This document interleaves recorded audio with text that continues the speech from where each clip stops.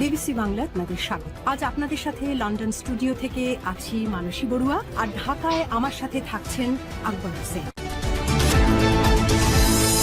বাংলাদেশের সর্বশেষ গুরুত্বপূর্ণ আপডেট সংবাদে আপনাকে স্বাগত। শুরুতেই সংবাদ শিরোনাম, পরে বিস্তারিত।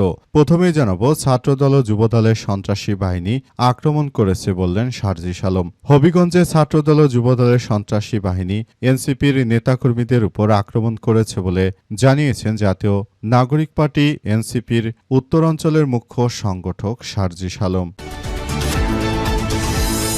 এরপর জানাবো, ফেসবুক পোস্টে আসিফ মাহমুদ বললেন, পুলিশের উপস্থিতিতেই নাসির উদ্দিন ও সার্জিসের গাড়ি বহরে হামলা চালায় বিএনপি। হবিগঞ্জে জুলাই পদযাত্রা কর্মসূচি শেষ করে মৌলভীবাজার ফেরার পথে জাতীয় নাগরিক পার্টি এনসিপির মুখ্য সমন্বয়ক নাসির উদ্দিন পাটোয়ারি উত্তর অঞ্চলের মুখ্য সংগঠক সার্জিস আলমের গাড়ি বহরে বিএনপির সন্ত্রাসীরা হামলা চালিয়েছে বলে অভিযোগ করেছে দলের মুখপাত্র আসিফ মাহমুদ সজীব ভাই।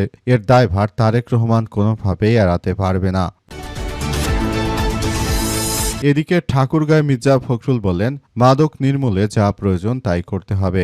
স্থানীয় সরকার ও পল্লী উন্নয়ন ও সমবায়মন্ত্রী মির্জা ফখরুল ইসলাম আলমগীর বলেছেন যে বিভিন্ন রাজনৈতিক দল ও সংবাদকর্মীদের নিয়ে মাদক বিরোধী অভিযানকে সামাজিক আন্দোলনে পরিণত করতে হবে, তাহলে মাদক নির্মূল করা সম্ভব হবে। এবারে জানাবো, কওমি মাদ্রাসার মর্যাদা রক্ষায় শায়খ আহমদুল্লাহর 6 প্রস্তাব। ইসলামিক স্কলার ও আজ সুন্নাহ ফাউন্ডেশনের চেয়ারম্যান শায়খ আহমদুল্লাহ বিশিষ্ট ওলামায়ে কেরাম এবং দায়িত্বশীল মুরব্বীদের প্রতি উদাত্ত আহ্বান জানিয়েছেন। মঙ্গলবার তিনি ফেসবুকে এই পোস্ট করেন, বিশিষ্ট ওলামায়ে কেরাম ও দায়িত্বশীল মুরব্বীদের প্রতি উদাত্ত আহ্বান, আসসালামু আলাইকুম জানিয়ে তিনি বেশ কিছু কথা বলেছেন। সেই কথাগুলোই জানাবো, সঙ্গে থাকুন। এবং সর্বশেষ জানাবো, জাপানে ৭.১ মাত্রার ভূমিকম্পের পর সুনামির সতর্কতা জারি। জাপানের দক্ষিণ পশ্চিম অঞ্চলে আজ ৭.১ মাত্রার একটি শক্তিশালী ভূমিকম্প আঘাত হানার পর সুনামির সতর্কতা জারি করা হয়েছে। তে অঞ্চলে হাজার হাজার পরিবার বিদ্যুৎ বিচ্ছিন্ন হয়ে পড়েছে। প্রিয় দর্শক, এতক্ষণ শুনছিলেন সংবাদ শিরোনাম, এবারে বিস্তারিত। তবে তার আগে বন্ধুরা, অনুরোধ থাকবে এই সংবাদটিতে একটি লাইক দিন। এই চ্যানেলে আপনি নতুন হয়ে থাকলে আমাদের সংবাদটি দেখতে দেখতে চ্যানেলটি সাবস্ক্রাইব করে রাখুন। কমেন্ট করে বন্ধুরা আপনার মূল্যবান মতামত জানিয়ে দিন আপনি বিশ্বের কোন দেশ থেকে বা বাংলাদেশের কোন স্থান থেকে আমাদের সংবাদটি দেখছেন এবং শুনছেন। আর বন্ধুরা, সংবাদটি আপনার সোশ্যাল মিডিয়া ফেসবুকে শেয়ার করে বন্ধুদেরও দেখার সুযোগ করে দিন। গাজা যুদ্ধে আপনি যদি নিরীহ ফিলিস্তিনিদের ভালোবেসে থাকেন বন্ধুরা, কমেন্টে ইয়েস লিখে পুরো বিশ্ববাসীকে আমাদের এই তাজা আপডেটটি দেখার সুযোগ করে দিন। এবারে বিস্তারিত। ছাত্রদল ও যুবদলের সন্ত্রাসী বাহিনী আক্রমণ করেছে বললেন সার্জিস আলম। ছাত্রদল ও বিএনপির যুবদলের সন্ত্রাসী বাহিনী এনসিপির নেতাকর্মীদের উপর আক্রমণ চালিয়েছে বলে জাতীয় নাগরিক পার্টি এনসিপির উত্তর অঞ্চলের মুখ্য সংগঠক সার্জিস আলম জানিয়েছেন। আমাদের কারো হাত ভেঙে গেছে, কারো মাথা ফেটে গেছে। তিনি বলেন, হামলাকারীরা ক্যামেরা এবং ফোন ছিনিয়ে নিয়ে গেছে, এমনকি একজন কর্মীর চোখে রড দিয়ে আঘাত করা হয়েছে। জেলা সেক্রেটারি এক কর্মীকে বাঁচাতে গিয়ে নিজে আহত হয়েছে। মঙ্গলবার রাতে এনসিপির মুখ্য সমন্বয়ক নাসির উদ্দিন পাটোয়ারির ফেসবুকে একটি ভিডিও পোস্ট করা হয়। সেখানে সার্জিস আলমকে সব কথা বলতে শোনা গেছে। তিনি আরো বলেছেন, আহত 7-8 জন ভাইকে নিয়ে যখন সদর হাসপাতালের দিকে চিকিৎসার জন্য যাওয়া হচ্ছিল, তখন হাসপাতালের গেটে পুনরায় আক্রমণ করে তাদের ভেতরে ঢুকতে বাধা দেওয়া হয়েছে। সার্জিস আরও জানান যে হামলার সময় পুলিশ সামনে থাকলেও তারা কোনো ব্যবস্থা নেয়নি, বরং দাঁড়িয়ে নাটক দেখেছে। হবিগঞ্জ এনসিপির পদযাত্রায় মঙ্গলবার বিকেলে হামলার ঘটনা ঘটে। স্থানীয় বিএনপি নেতাকর্মীরাই হামলা চালিয়েছে বলে এনসিপি নেতাকর্মীরা জানিয়েছে। সময় সাংবাদিকদের কয়েকটি গাড়িও ভাঙচুর করা হয়। আহত হয় এনসিপির অন্তত 10 নেতাকর্মী। মঙ্গলবার বিকেলে জেলা শহরে সার্কিট হাউস এলাকায় এমন ঘটনা ঘটে। বিএনপি হচ্ছে এমন একটা নেমখারাম রাজনৈতিক দল, তারা এনসিপির কাঁধে ভর করে ক্ষমতায় এসেছে, অথচ এখন এনসিপির নেতাকর্মীদের উপর তারা যে সন্ত্রাসী আক্রমণ করলো, এটা কোনোভাবেই গ্রহণযোগ্য নয়। তাদের উপর এনসিপির নেতাকর্মীরা তাদেরকে কোনো ছাড় দেবে না। তারা যে ধরনের কার্যক্রম শুরু করেছে সেটা চরম অন্যায় এবং এটি কোনোভাবেই আসলে গ্রহণযোগ্য নয়।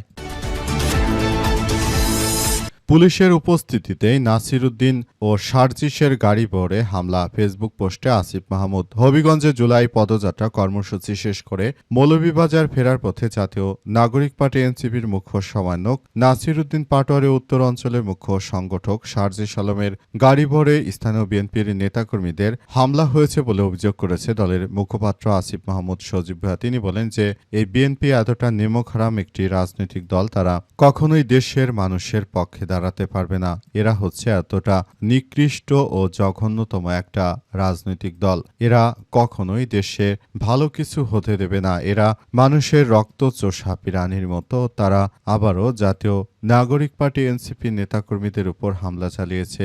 এই হামলায় আমাদের প্রাণপ্রিয় নেতারা গুরুতর আহত হয়েছে। বিএনপির এই ধরনের সন্ত্রাসী কার্যক্রম আমরা কখনোই মেনে নেব না বলে জানিয়েছেন তিনি। বিএনপিকে বলতে চাই, তারা যদি এইভাবে কার্যক্রম চালিয়ে যায় তাহলে এটি আরও ভয়াবহ এক বিপর্যয়কর পরিস্থিতি সৃষ্টি হবে। আমরা বসে থাকব না। আমরা জাতীয় নাগরিক পার্টি নেতাকর্মীরাও বিএনপির এই সন্ত্রাসী কার্যক্রমের তীব্র প্রতিরোধ গড়ে তুলব বলে জানিয়েছেন তিনি এবং খুব দ্রুতই বিএনপিকে এর জন্য পস্তাতে হবে বলে জানান তারা। হাসনাত আব্দুল্লাহ এবং সার্জিস আলম সহ সবাই যার যার জায়গা থেকে এই মুহূর্তে সবাই প্রস্তুতি নিচ্ছে আগামীতে এই তারেক রহমানের নেতৃত্বে রাষ্ট্র কাঠামোকে যেভাবে ধ্বংস করা হচ্ছে, এখান থেকে আসলে বেরিয়ে এসে তারপর পুরো কার্যক্রম চালিয়ে যেতে হবে। দেশটাকে সুন্দরভাবে গড়ে তোলার মধ্য দিয়ে সবাইকে আরও এগিয়ে যেতে হবে। কিন্তু বিএনপি যে ধরনের কার্যক্রম শুরু করেছে সেটা কোনোভাবেই গ্রহণযোগ্য নয়।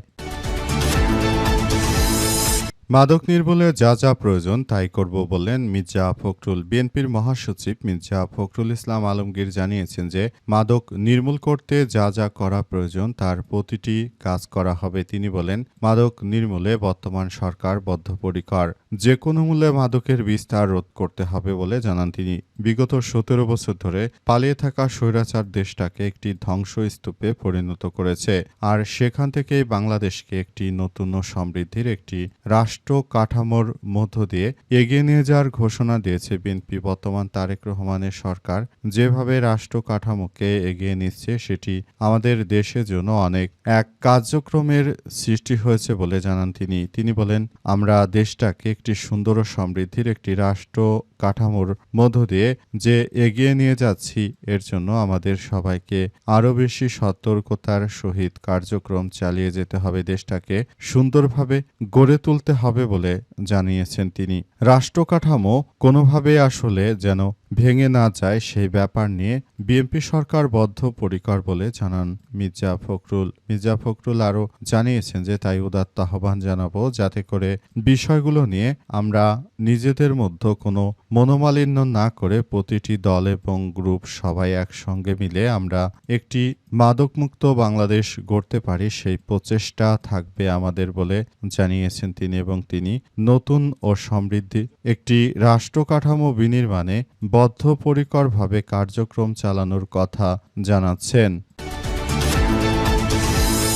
কওমি মাদ্রাসার মর্যাদা রক্ষায় শায়খ আহমদুল্লাহর ৬ প্রস্তাব। এবার কওমি মাদ্রাসাকে তাদের আত্মমর্যাদা রক্ষার জন্য ৬টি প্রস্তাব দিয়েছেন আহমদুল্লাহ। প্রস্তাবগুলো তিনি তার ফেসবুক পেজে তিনি লিখেছেন। এর মধ্যে কেন্দ্রীয় তদন্ত কমিটি গঠন, অভিযোগ গ্রহণ সেল গঠন, প্রাতিষ্ঠানিক অবকাঠামো সংস্কার, শিক্ষক ও স্টাফদের কর্মপরিবেশ উন্নয়ন করা, ৫ নারী শিক্ষা প্রতিষ্ঠান নীতি, ৬ অনিয়ন্ত্রিত শিক্ষা প্রতিষ্ঠান নিয়মতন্ত্রের মধ্যে আনা।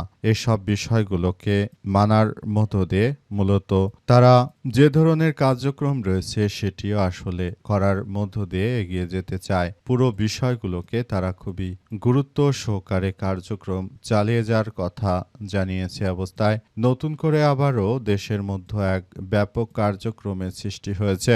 বর্তমান সময় হুজুরদের বিভিন্ন জায়গায় ভিডিও ফাঁস সহ যে কার্যক্রমগুলো চোখের সামনে ভেসে উঠেছে সেগুলো নিয়ে সবাই অনেক বেশি হতাশার মধ্যে রয়েছে। কারণ এই হুজুরদের এতদিন ধরে ভোলাভালা দেখা গেলেও বর্তমান সময়ে তাদের বিভিন্ন অপকর্মর ভিডিওগুলো ভিডিওগুলো সামাজিক যোগাযোগ মাধ্যমে যখনই ভাইরাল হতে শুরু হয়েছে তখনই বিভিন্ন মিডিয়া থেকে হুজুরদের বিরুদ্ধে নেতিবাচক খবরগুলো প্রকাশ করা হচ্ছে। তখনই হেফাজতে ইসলামের পক্ষ থেকে এর তীব্র নিন্দা প্রতিবাদ জানানো হয়েছে।